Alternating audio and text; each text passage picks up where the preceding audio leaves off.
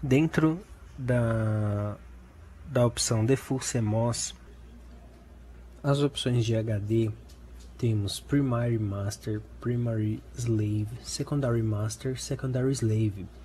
Servem para definir o tipo de detecção dos HDs que você tem instalado no seu computador.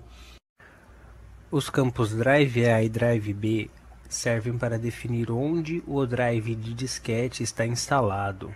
As opções contidas neles não estão definidas no manual. O Floppy Trace Mode é um campo para definir o padrão de disquete japonês. O campo vídeo serve para você definir o tipo de entrada que a sua placa de vídeo tem. VGA, CGA40, CGA80 e mono para Hércules ou MDA.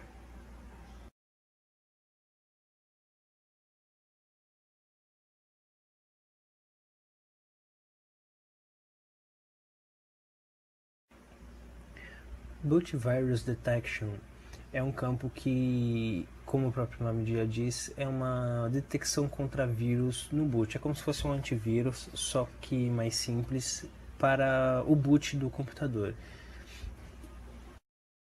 Processor Serial Number é um número eletrônico único instalado em todos os computadores com Pentium 3.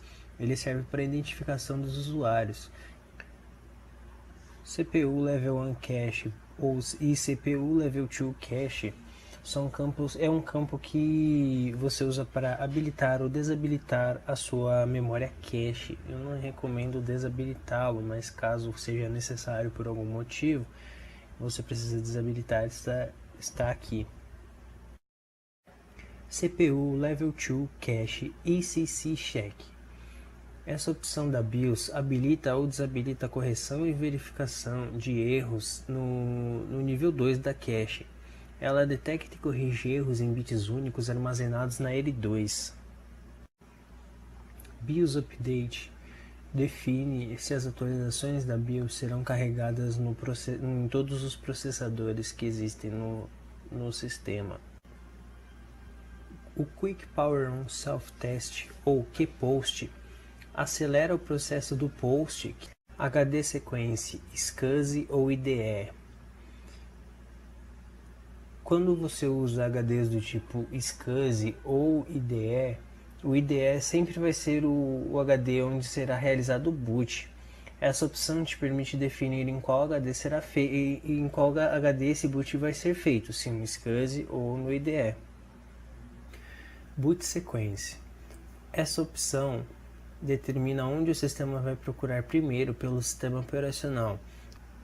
Boot Up Flop Seek. Como o nome já diz, ele vai fazer uma busca pelo drive de disquete Floppy Disk Access Control.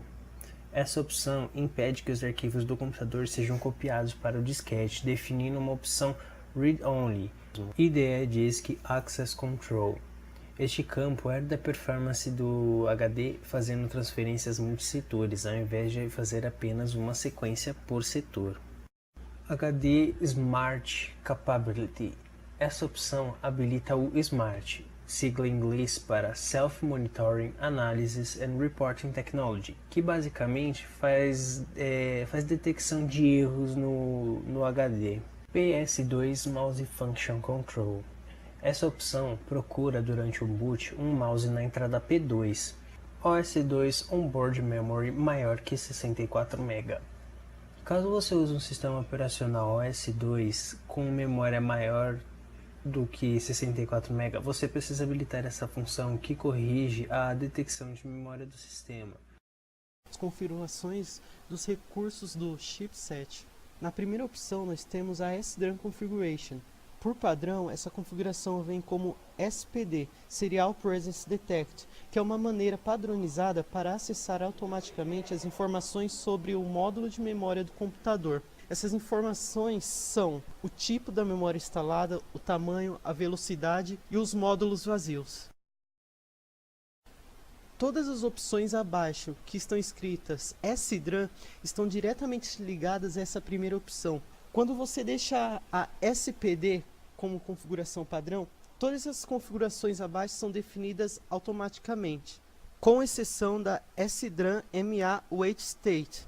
Essa opção controla o tempo de ciclos de leitura da CPU na SDRAM. Todas as outras têm a ver com o tempo de clock, com o tempo de acesso do processador com a memória RAM. Temos agora a opção Snooper Ready e Host Bus Fast Data Ready. A Snooper Ready, se você deixar ela habilitada, ela irá permitir o streaming dos dispositivos PCI. No caso da Host Bus Fast Data Ready, você deve deixar ela habilitada para ter um melhor desempenho. A configuração 16-bit I/O Recover Time e 8 bits configura o tempo de acesso dos dispositivos ISA de 16 e de 8 bits. Para um melhor desempenho, deixe a opção padrão habilitada. A opção Graphics Aperture Size, com essa opção você consegue configurar uma quantidade de memória que é retirada da memória RAM para ser dedicada à memória gráfica. Video Memory Cache Mode. Define o modo de cache para o vídeo. Recomenda-se deixar essa opção padrão setada para melhor estabilidade do sistema. A opção USWC pode trazer melhor desempenho, porém é necessário que a placa tenha suporte para este tipo de tecnologia. PCI 2.1 Support. Esta opção permite habilitar os recursos para dispositivos PCI 2.1. Para melhor performance, deixe essa opção habilitada. Memory Hole at 15 a 16 MB. Reserva de 15 a 16 MB de endereço de memória para expansão de dispositivos ISA que requerem esta configuração. Power Management Setup. Na primeira opção nós temos o Power Management. Este seria algo parecido com a opção que temos no Windows, porém na própria placa-mãe, onde podemos setar para um gasto menor ou maior de energia.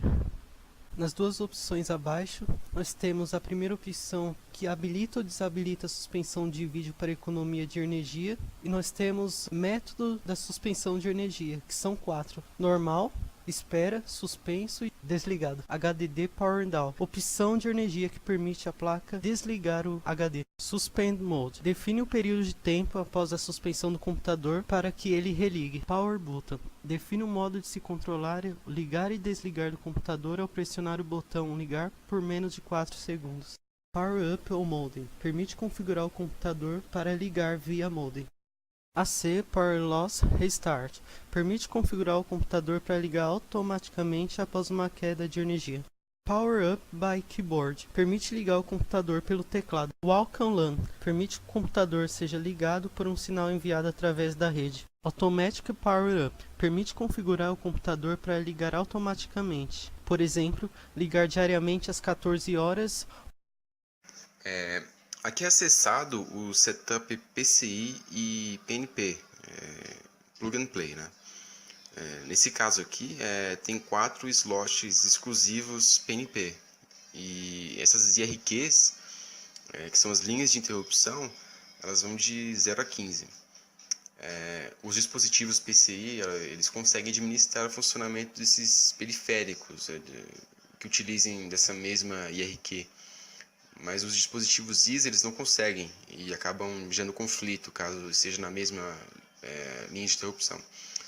E por isso que é necessário configurar através dos jumpers, né, o seu funcionamento. E logo abaixo é possível alterar qual slot está ativado ou não. No canto superior direito existem os slots exclusivos DMA, que significam Direct Memory Access. Ou seja, eles acessam diretamente a memória RAM, eles não incomodam o processador. Alguns slots eles são exclusivos da configuração original do PC. Em ISA MM Block Base, é possível alterar o endereço e o tamanho de cada bloco Legacy ISA.